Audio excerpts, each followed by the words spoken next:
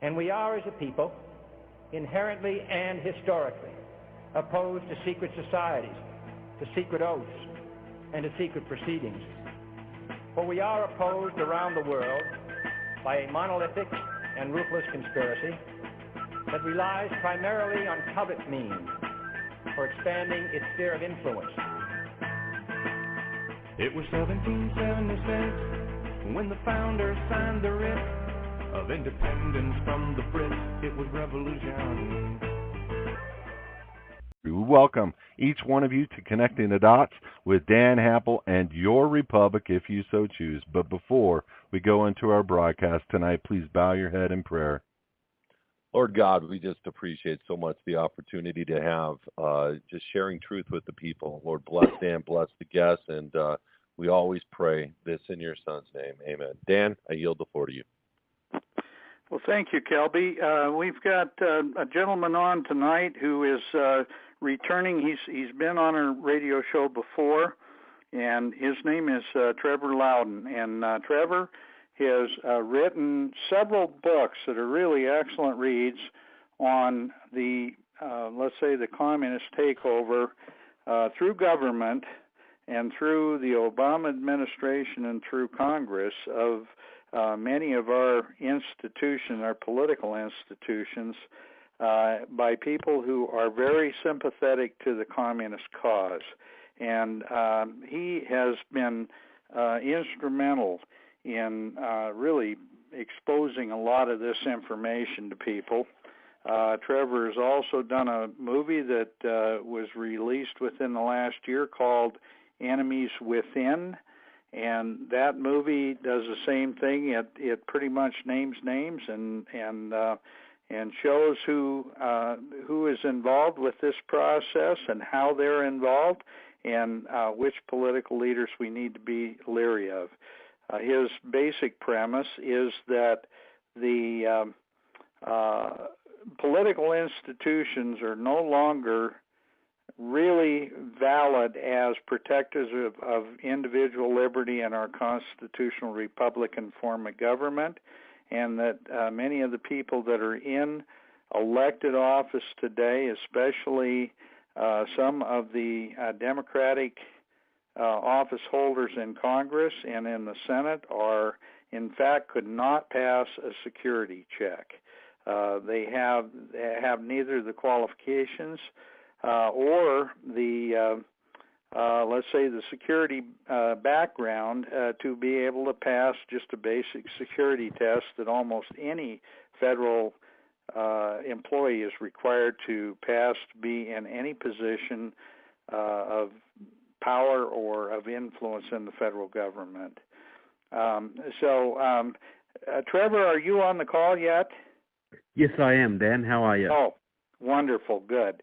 I want to maybe ask you to give a little bit of your background as a New Zealander, and I take tremendous pride in saying that I know two of the best patriots in America who are both from foreign lands, and you are one, and Lord Monckton is the other one, who seem to be stronger U.S. patriots than most of the people that live here. Will you kind of give a little bit of your background and why you see it so important to uphold our traditional constitutional Republican form of government? Yeah, well, thank you, Dan. Like both Lord Christopher Monckton and I have grown up with a sort of soft socialism, you know, the high taxes and the lack of gun rights and the political correctness and all of these things that have been forced down our throats from day one. And I think most Americans, unless they've traveled a lot abroad with the military or as tourists, don't really understand how absolutely different Americans are, how different their culture and outlook is. You know, you guys fought a war for your independence, and you established a First Amendment and a Second Amendment to keep that freedom. And none of us in other countries, we don't have that. So we're all envious of it, but we all understand that if America ever loses its freedom and its constitution and its military and economic superiority, we're all done. We're all toast. Basically Russia will expand through Europe, China will take the Pacific, radical Islam will conquer the Middle East, and really there will be nowhere to run. So, that's where I come from. I've spent a lot of years studying communism and where it comes from and how it basically still is one of the most important political factors throughout the world, and including the Western countries. I was the guy who first made the connection between Frank Marshall Davis, the Hawaiian communist, and your young Mr. Obama.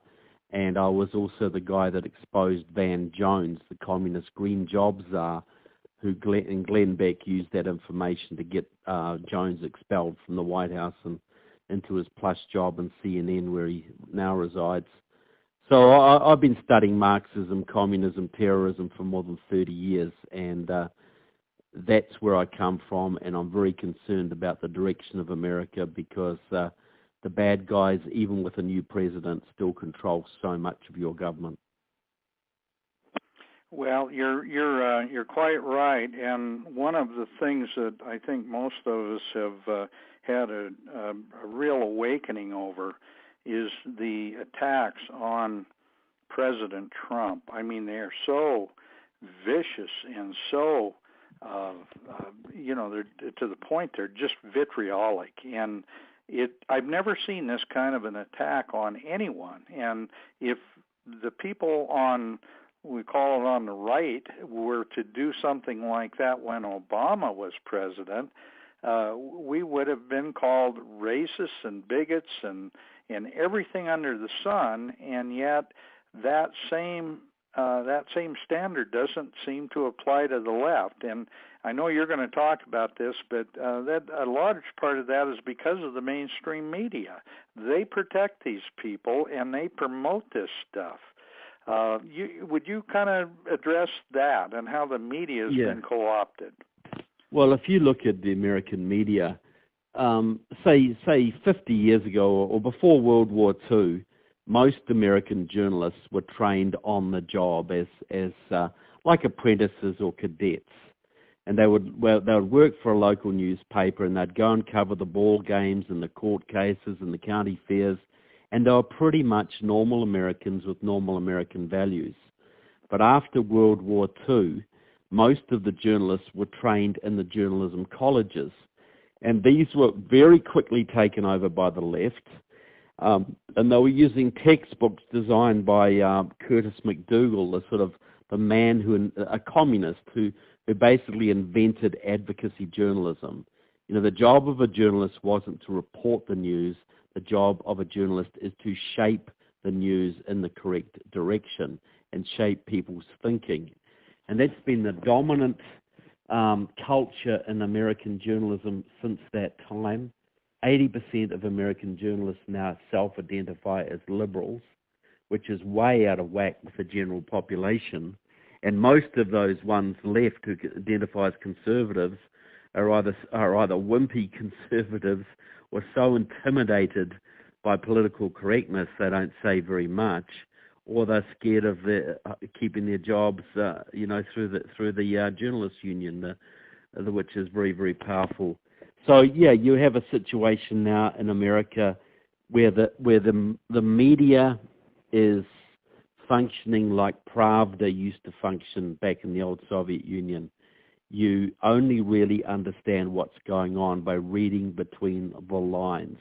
It's continual left-wing narrative, complete indoctrination, and we saw it in spades before the election and after the election. There's absolutely no doubt that they tipped their hand and they just went full on for Hillary Clinton, the Democrats, and now they're going full on to destroy President Trump in any possible way they can, because they realize how high the stakes are. And they are feeding the vitriol, and the left are absolutely livid that they didn't get what they want in that last election, and they're going to make sure that mistake never, ever happens again. Well, you know that your comment on that earlier when we did another show earlier this week, but you were talking about how the left pretty much thought they had this entire election in the bag because so much of the media was promoting Hillary Clinton. There was so much effort to make sure that she was elected that when the American people actually stood up and were counted, and we found out that they were sick of what had been happening, all of a sudden they had an outcome that they hadn't anticipated. How close were we to losing this country had Hillary Clinton gotten elected president? Well, this is what I think we all need to understand, and the Republicans need to understand it, because they're toying with this right now. They're moving. The biggest immediate threat is immigration amnesty, and the Republicans are going to move on this. And Donald Trump needs to be pressured to make sure there's no compromise. Now, the reason I say amnesty is such a big threat is very, very, very simple mathematics. You know, the communists have been working for years to bring as many illegals into the country as they can and get them settled. And there's a reason for that. There are now between 12 and 30 million, maybe up to 40 million illegals in the country. Hillary Clinton promised to give them all citizenship and voting rights within 100 days of taking office. They will vote at least 80% Democrat. That will give the Democrats between 10 and 24 million, maybe even more, new voters. And when you consider that Mitt Romney lost his election by 2.5 million votes and Donald Trump won by a couple of 100,000 votes, you give the Democrats between 12 and 24 million new, 10 and 24 million new voters, you can see that's the end of America. You can never, ever elect another conservative or Republican president. Almost all of the states will turn blue, and those states that remain red will become very, very persecuted, and they will be flooded with refugees from the Middle East, flooded with illegals, until the whole country is 100% blue, and then it will turn the real color that it's really supposed to be, which is communist red. That's the communist plan, and we were so close. We were so close to losing it. No, it was frightening when we realized just exactly that what a narrow, razor thin difference could have meant that we had lost our country. And I think people need to know that. People need to understand this is not a joke. This is not hyperbole. This is not someone just trying to hype some crazy idea.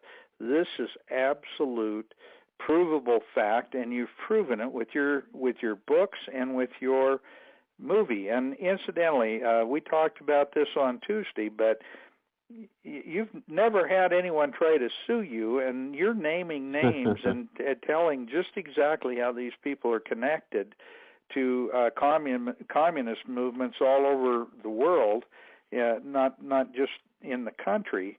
And no one has ever tried to sue you over this information because you have such positive proof.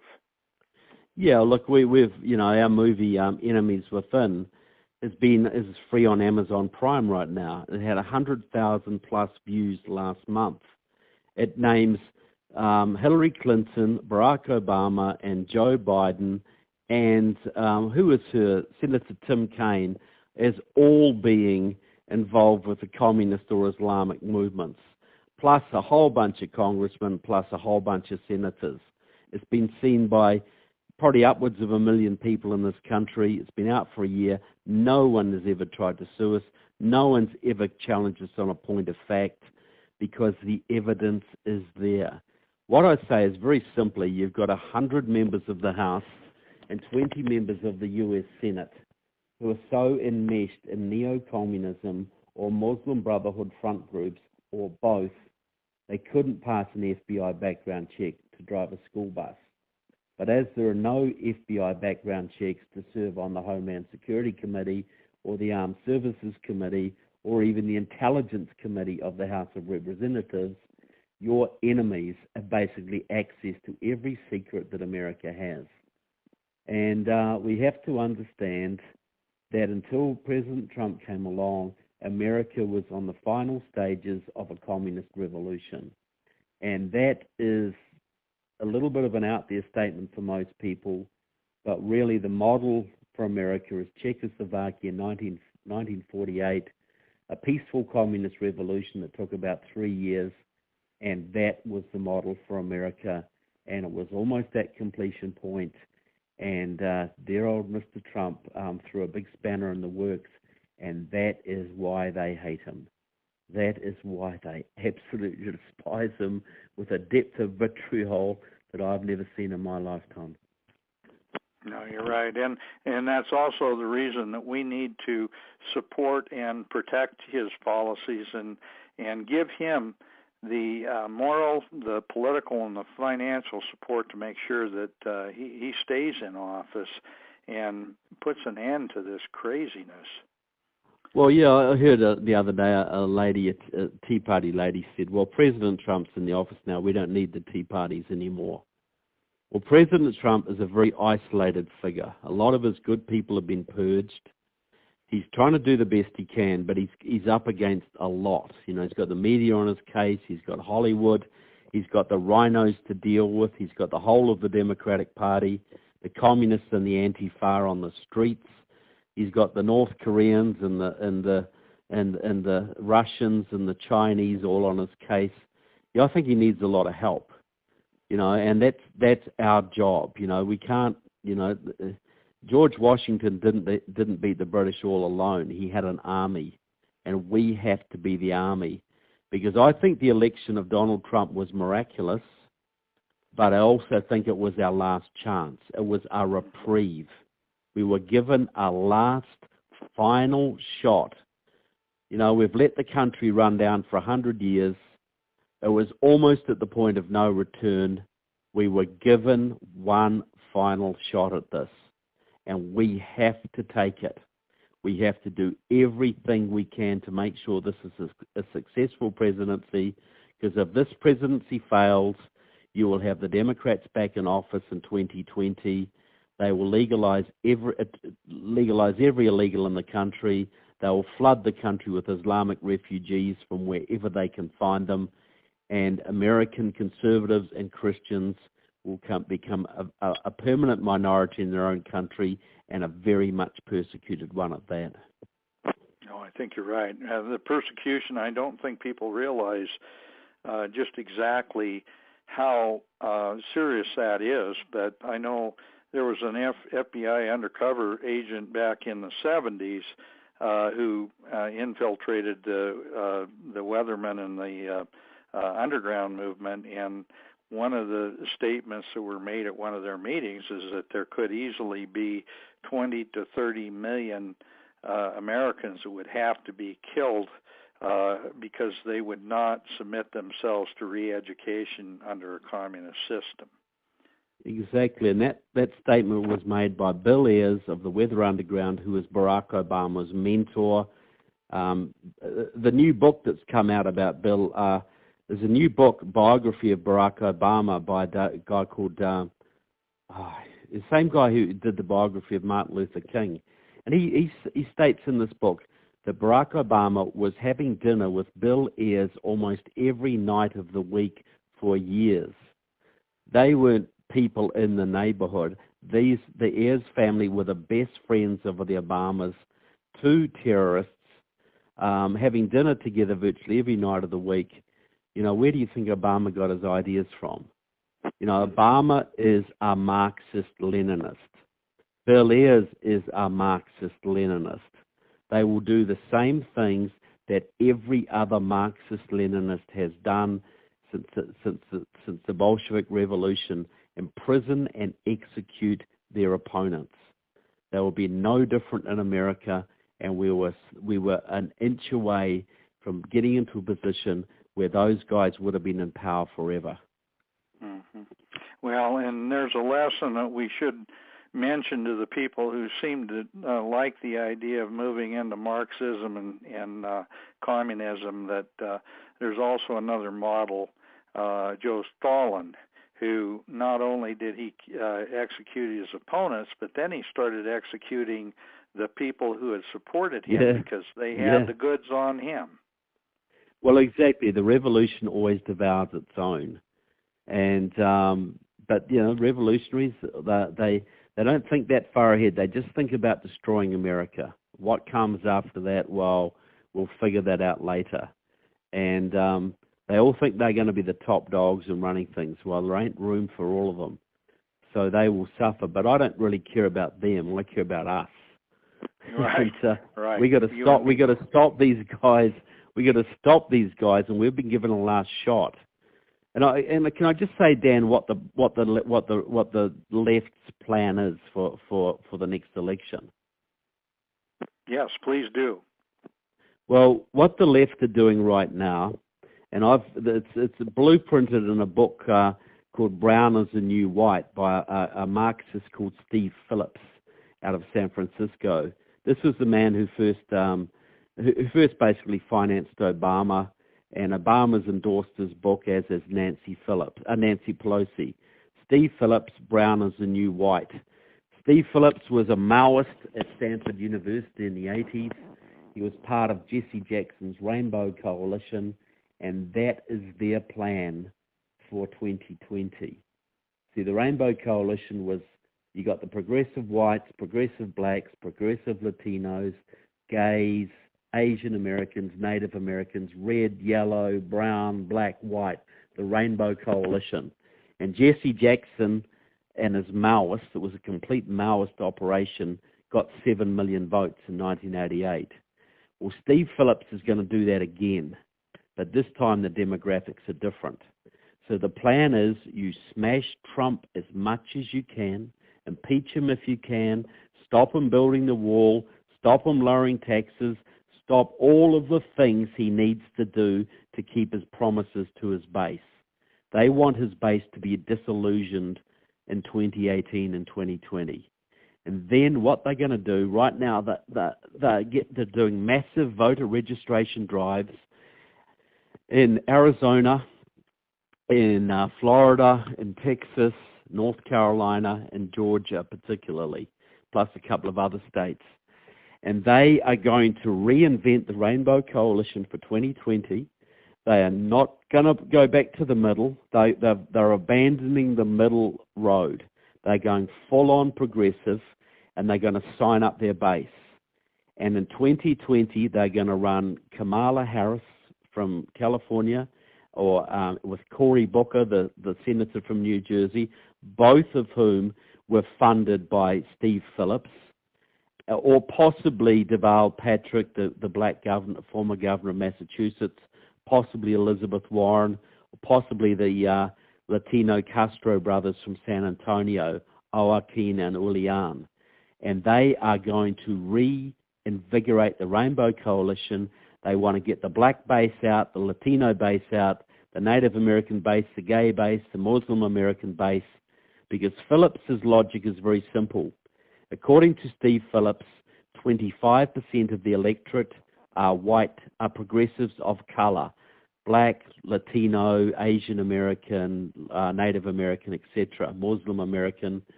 26% of the electorate are progressive whites. They will vote Democrat no matter what. So 26 plus 25 is 51. They're going to do this. They're going to try and get 52, 53, 54% of the vote, and they're going to then legalize all of the illegals and flood the country with refugees from the third world, and that's it for America. That is their plan.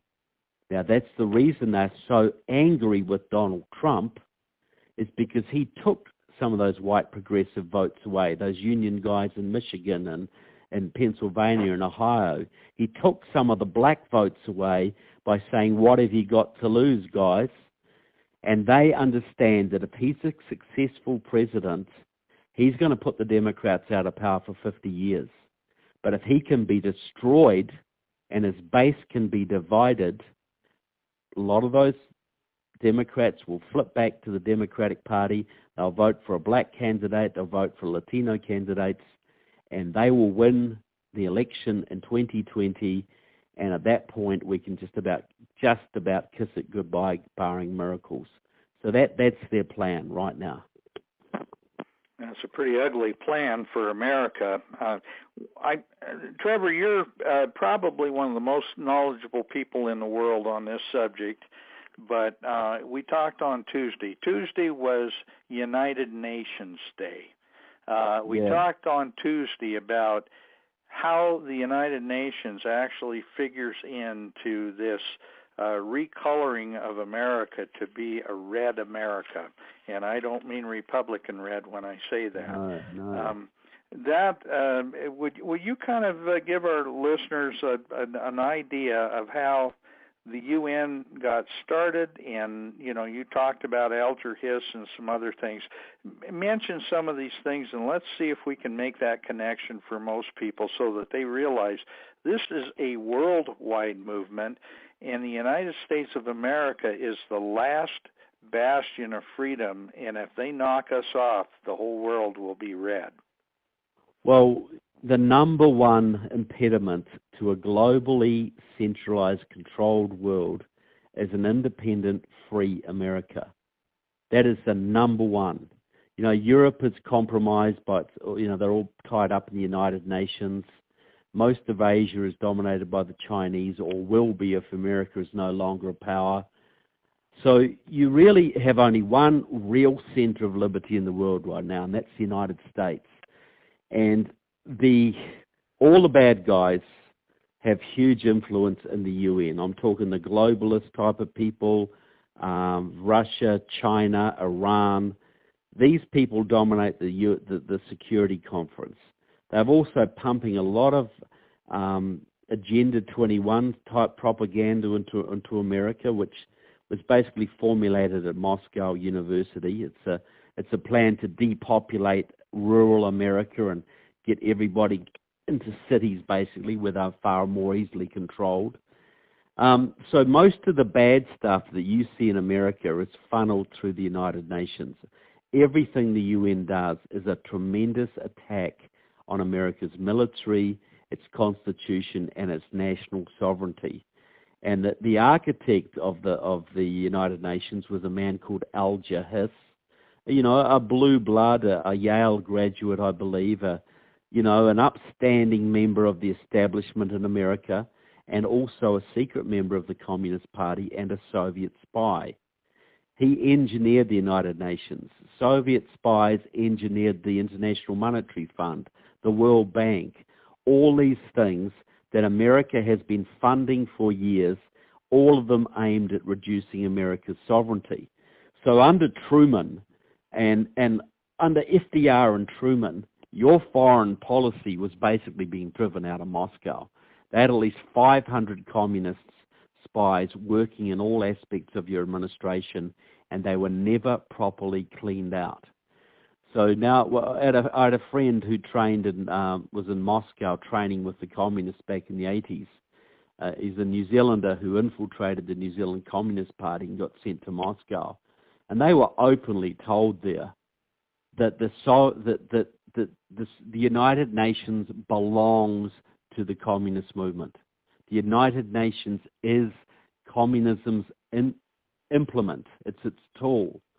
So the communist plan is to reduce America's sovereignty to the absolute minimum, destroy its economy, take away your gun rights, wreck every vestige of independence that remains in America, and America will be incorporated as a poverty-stricken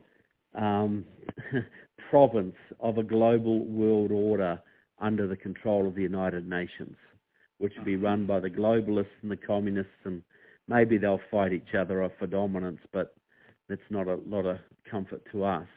But yes, the United Nations is an absolute curse. And I've got to give President Trump credit that the other day he signaled that America will be pulling out of UNESCO, the United Nations Educational, Scientific and Cultural Organization, which Reagan withdrew us from and President Bush brought us back into.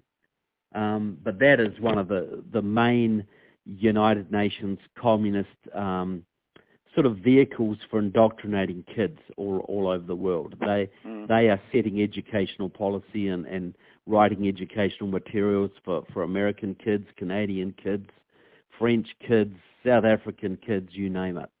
So, yeah, look, I hope this is the first step. I hope Donald Trump doesn't just remove us from UNESCO, but that he basically defunds the United Nations and expels it from your shores. Because that would save a lot of money for Americans, and it would mean a couple of thousand less spies operating on your territory right from the start. Right.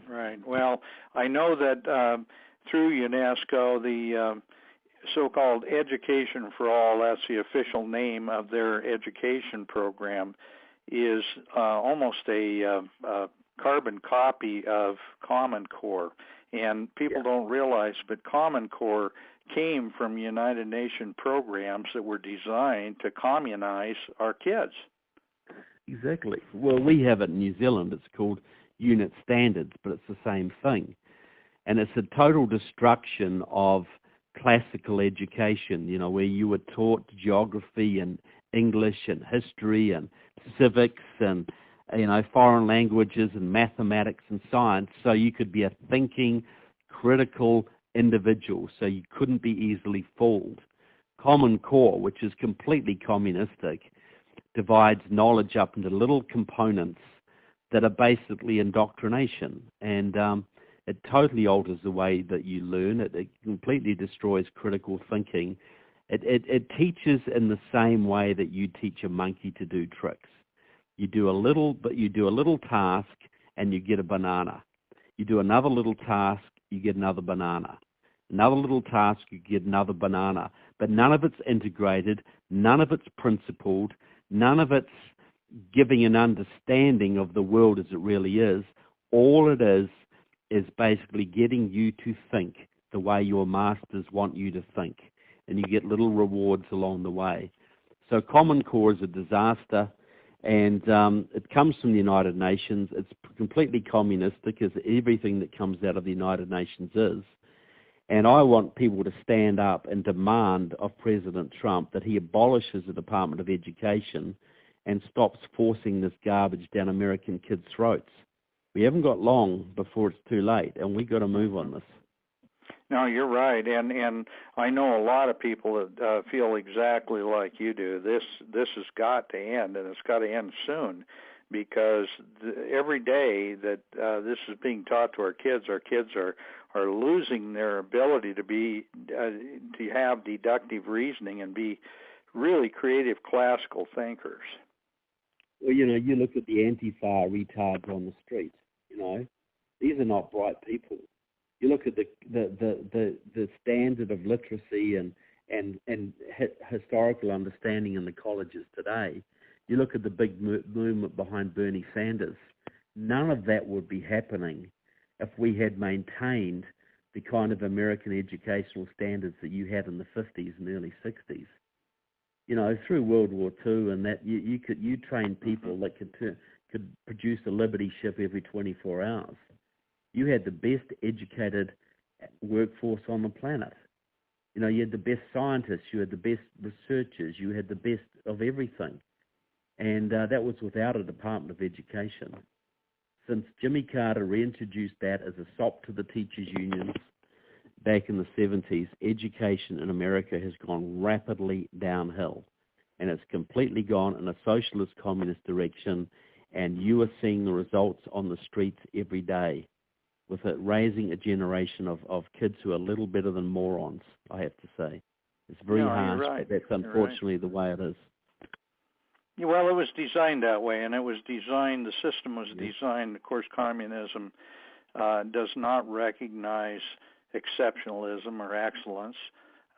It wants a standard that everybody follows, and so everybody is a reasonably good worker, but nobody steps out of line because they don't have the intellectual capacity to actually challenge the status quo. You know, when my friend was in the communist movement, he said one of his friends was a great communist. He was the best communist he'd ever met. And you know what the standard was? That he would do exactly what he was told all of the time.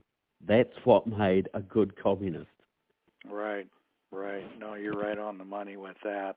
You mentioned Antifa, and I'd like to get into that, or ANTIFA. It is an organization that supposedly is anti-fascism, but if you look back at the symbols and pictures of Antifa from the 1930s when they were in Nazi Germany, they had the hammer and sickle as their flag. They were solidly communist, and the reason that the communists hate the fascists is because they're two sides of the same coin. They're both totalitarians, but the communists want world control, where the fascists want national control.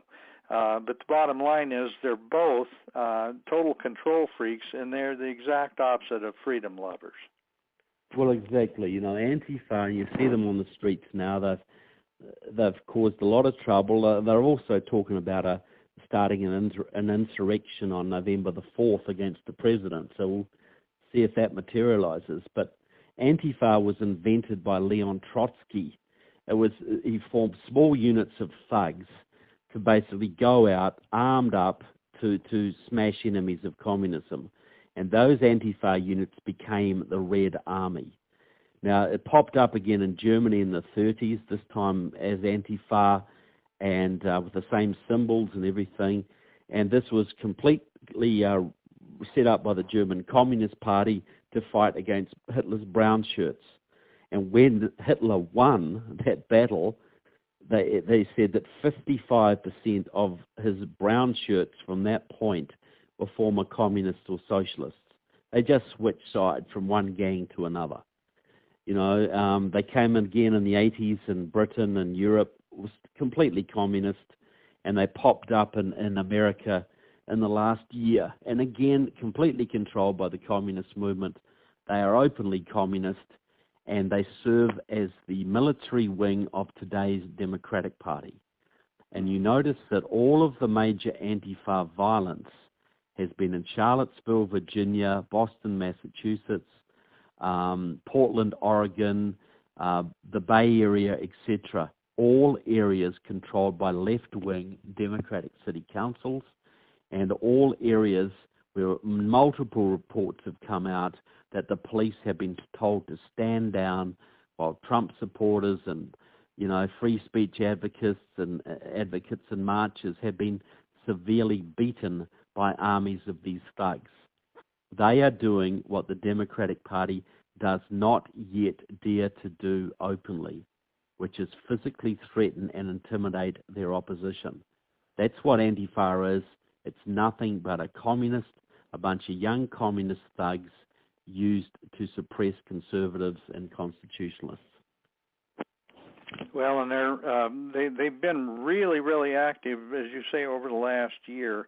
But I've read a lot of articles about them, and even a lot of the people that are part of that movement, they're openly, they wear communist T-shirts. They wear different gear that shows that they are very, very much part of the communist movement. So why doesn't the media report on this at all? Why are they so complicit with this? Well, because the media supports these guys. They're on the same side. You know, Stephen Crowder, the comedian, did a great little piece. He sort of infiltrated, I think it was an Antifa unit. I might have been in Utah, actually. They're in every state. But he got on tape these people talking about guns and knives and weaponry and how they were going to use them. They were talking about criminal activity. So he took this tape with these people's names and faces to about 3 or 4 major news networks. You know, this is undercover stuff with people saying in their own words they're going to commit crimes, and that not one of the media people would touch it. Not one of them was interested at all. because they're not going to inform on their friends. The media are part of the socialist communist movement as well. The Antifa is just their military wing.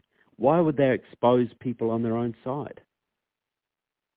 Right. Well, that's a good question. And of course, then we go back, and they're the ones that talk about being peace lovers, and the peace movement of the 1960s turned into the green movement of the 1980s and 1990s. All these people come from the same place, and they always end up kind of morphing into something else just to try to stay in place and stay in power. And, the green movement, well, they call them watermelons because they're green on the outside and red in the middle. But the bottom line is the green movement is now the home for an awful lot of these communist groups. Yeah, the green movement is completely communist controlled, which is why Gorbachev, when he left the Soviet Union, he remains a communist to his core. Came to San Francisco and set up the Green Cross, an international group for promoting green policies. Green is the new red. In New Zealand, by the way, we've just elected a new government, a socialist-led Labour government, which has got 3 green cabinet ministers. This is the most communist government New Zealand's ever had, and we've had some pretty left-wing governments, but it's been done through the green movement, and you'll find a lot of these Antifa people are part of the green movement. It's just a very incestuous thing, Well, I know Angela Merkel was one of those Green Party people. Was Angela Merkel, and she's the same one that's openly dissolving the German borders and welcoming all these radical Islamic groups into the country. Well, she wasn't just a Green; she was the ideological head of the East German communist youth. She trained in the Soviet Union. The Christian Democratic Party, the so-called Conservative Party in Germany, was warned by German intelligence not to allow that woman to become their president. They knew she was bad news. But no, they just ignored that advice and they did it. And now how do you undo living in a country with 1 million people in there who want to destroy your way of life? She has done more damage to Germany than probably the Allied Army did in World War II. If you look at the long-term consequences here. It's well, and it's all of Europe, and they're all falling the same way. Although I did see that there was some good news from Austria, and some good news that maybe they're starting to see that this open border policy is absolute insanity. Yeah, well, it is. See, if the only way Europe's going to be saved is if America is saved. If America is saved, Europe has hope. If America goes down, Europe has no hope. You got George Soros in there pumping lots of money into the No Borders movement. He's just pumping $18 billion into the U.S. radical movement. Just think about that, $18 billion into the U.S. revolutionary movement. Think of the consequences of that, potential consequences. So, if we think that we can sit on our backsides and let President Trump do everything to save this country, we're dreaming. We have to be as active as we possibly can over the next couple of years. We've got to make sure he doesn't lose the House in 2018, make sure he keeps the Senate and expands the number of conservatives in the Senate, because Trump doesn't have a majority in the Senate now, because he does on paper, but he has to put up with John McCain and Susan Collins of Maine and Lisa Murkowski of Alaska, who are basically more Democrat than anything. So that's our job. We have to make sure there are more conservatives in the Republican House and way more conservatives in the Senate, so President Trump can actually get his agenda through. Because if he comes into 2020 and he doesn't have the wall started, and he doesn't have the taxes sorted out, and he doesn't have Obamacare sorted out, a lot of his base is just going to stay home, and we will have a Democrat president in 2020. Well, that is a scary thought, but Trevor, I'd love now to give you an opportunity to discuss the enemies within in some detail. We've got about 15 minutes left.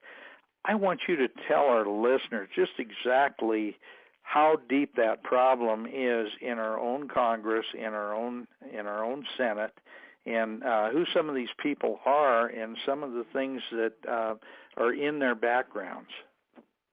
Yeah, well, you got the Republican Party, which has got a lot of globalists and big government progressives in it. The Mitch McConnells of the world and the Paul Ryans. So they are a menace. I say the Republican Party is about a third globalists and progressives. A third of them, half of them don't know how to tie their own shoelaces, and you got about a fifth of them who are patriots and constitutionalists. And we have to increase our proportion of those people. We have to make them hold the balance of power. 6 or 7 more good senators and 8 or 10 more good congressmen would make all the difference. On the Democrat side, you have got, see what happens in 1994, the communists took over the labor unions in this country. But before that, the AFL-CIO was run by anti-communists like Lane Kirkland. And for whatever his faults were, he was basically a patriotic American.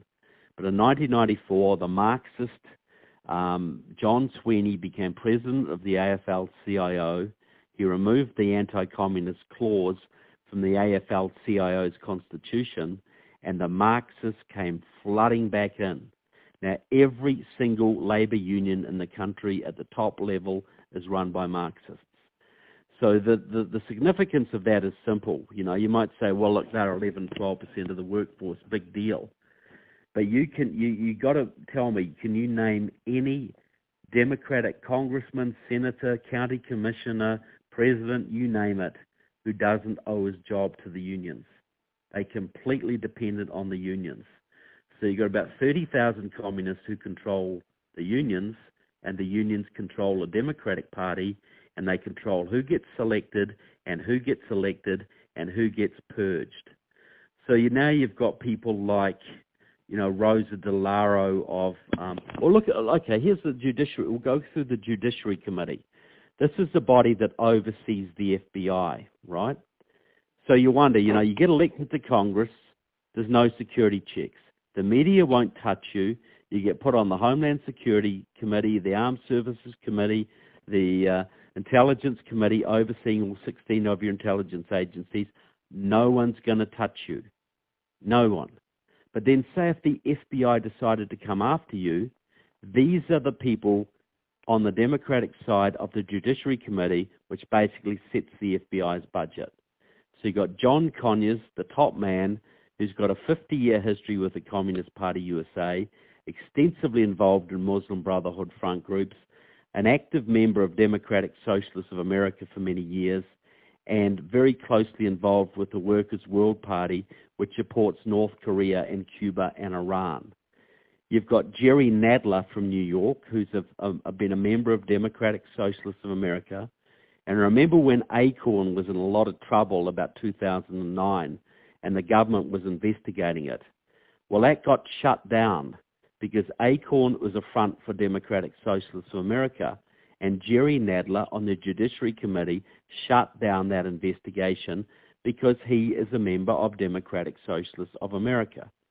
And then you've got Luis Gutierrez, who's from Illinois, who's the former leader of the pro-Cuban Puerto Rican Socialist Party, a Marxist-Leninist grouping, actively involved with many Maoist groups and actively involved in several Muslim Brotherhood front groups.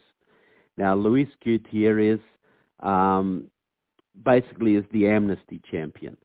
And then you've got Judy Chu from California, Chinese lady, who was a big-time supporter of the Maoist Communist Workers' Party for many years, actively involved in promoting trade between China and California, described in the Chinese press as China's best friend in the U.S. Congress, And you should see Judy Chu go off and attack the FBI any time they have the temerity to arrest one of the thousands of Chinese spies operating in this country. You want to see Judy Chu go crazy at them, call them racists, etc. So do you think the FBI is going to investigate congressmen or senators when they are depending on the goodwill of the Judiciary Committee to do their job? You know, why did Comey not go after Hillary Clinton when he had all the evidence he ever would need to prosecute her?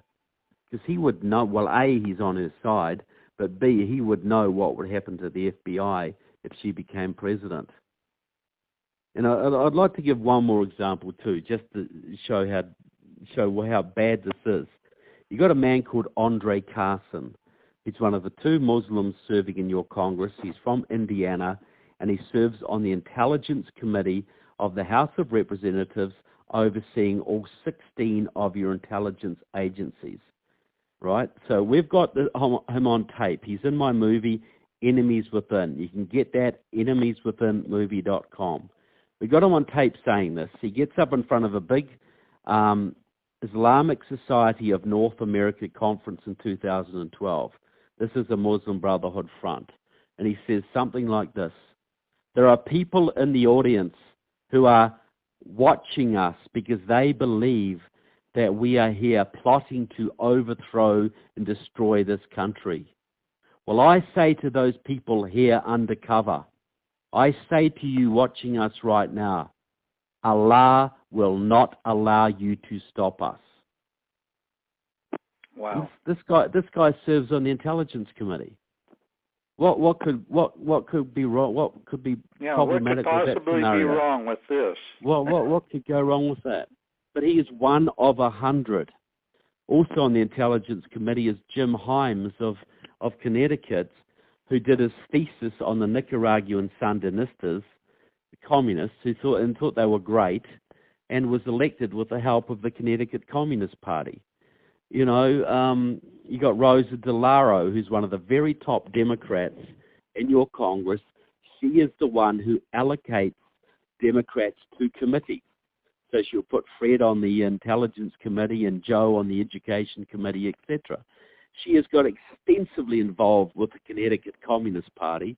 I've got photos of her hugging the leader of the Connecticut Communist Party, Joel Fishman, the daughter-in-law, by the way, of well-known Soviet spy in the Roosevelt era, Victor Perlo, one of the top communists in the Roosevelt administration. And here's Rosa DeLauro hugging her away, calling her a best friend. Rosa DeLauro is always at their meetings, has an office in the headquarters of the Connecticut Communist Party. And this just goes on and on and on. You know, Judy, you know, Barbara Lee, Maxine Waters, Andre, Keith Ellison, you know, Elizabeth Warren, Tammy Baldwin, the senator from Wisconsin, is a long-time supporter of the Colombian terrorist guerrillas, the FARC, the FARC, who are now just about to take over Colombia. And they are the ones who make their money by selling cocaine to your young people. They call them narco-terrorists. You want to see Tammy Baldwin get up in your Congress any time there's ever been any thought of giving military aid to the Colombian government to fight those guerrillas. You want to see Tammy Baldwin go off and try and get that military aid shut down so that communist movement can take over Colombia, and then they can send even more cocaine to your young people. That is the kind of arrant treason that is going on in your government right now.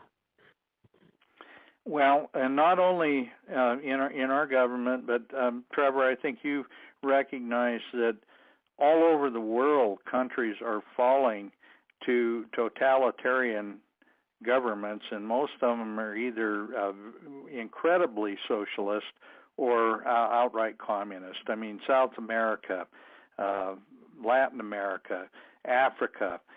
We've had a gentleman on that speaks about South Africa. He wrote an extensive book on it. The entire African continent now is falling to communism. People need to realize, they thought that because of the end of the so-called Cold War, that communism had died. And I'm going to do a quote here that I think people need to understand. And this is Mikhail Gorbachev in 1987, a speech before the Soviet Politburo. And this was November 2nd of 1987, and it says, quote, "In October 1917, we parted with the old world, rejecting it once and for all.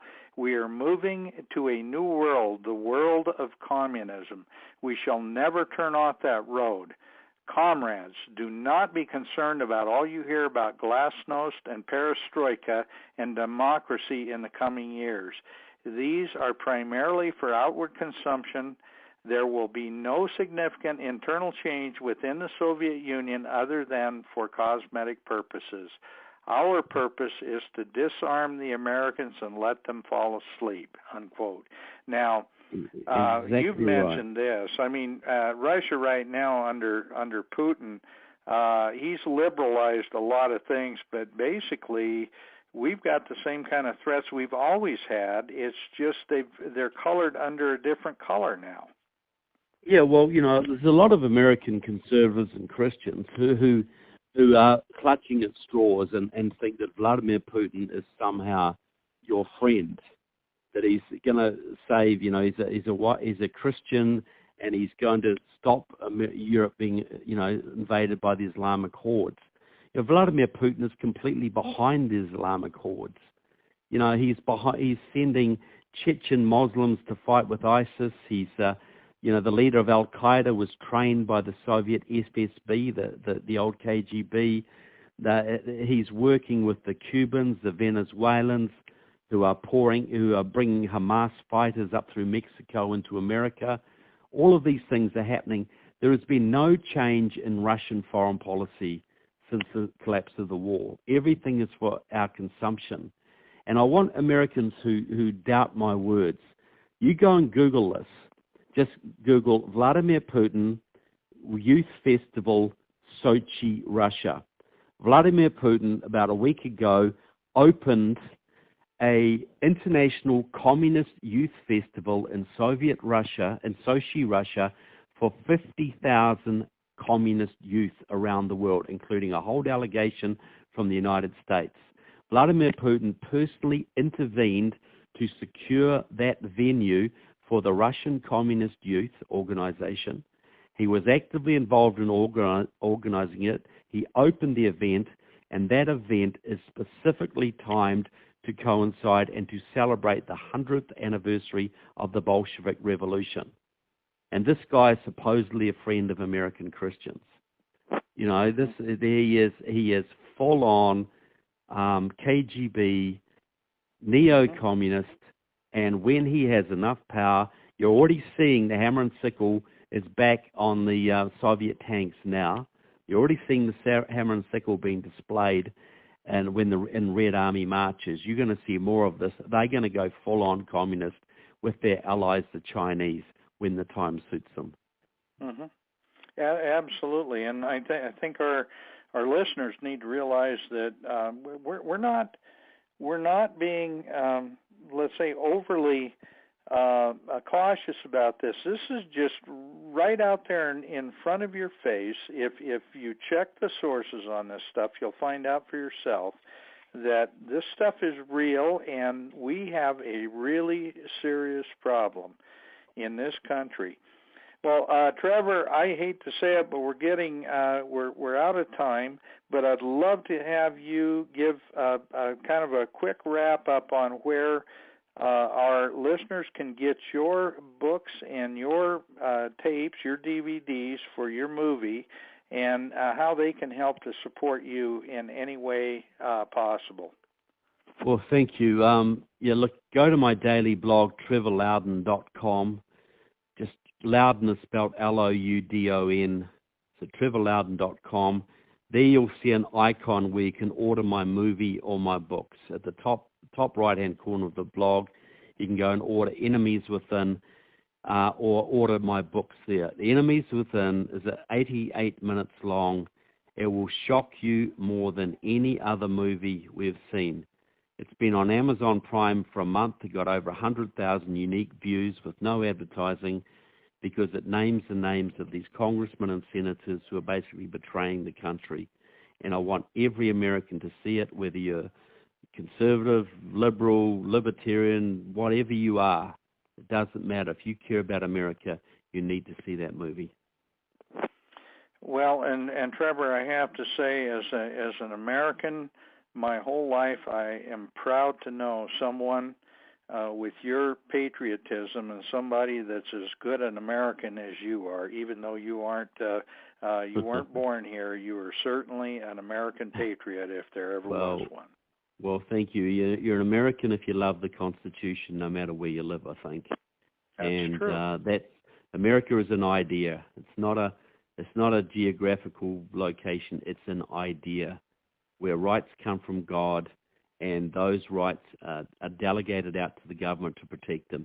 That is a unique idea in human history, and I love that idea. So really good talking to Dan. I'm sure we'll catch up again soon, and thanks very much to the listeners for listening today. I painted a bleak picture, but there is plenty of hope out there. President Trump's election against all of the odds proved that miracles can still happen. And I do believe with you that we have seen divine intervention, and God does not accept a lackadaisical attitude from his people.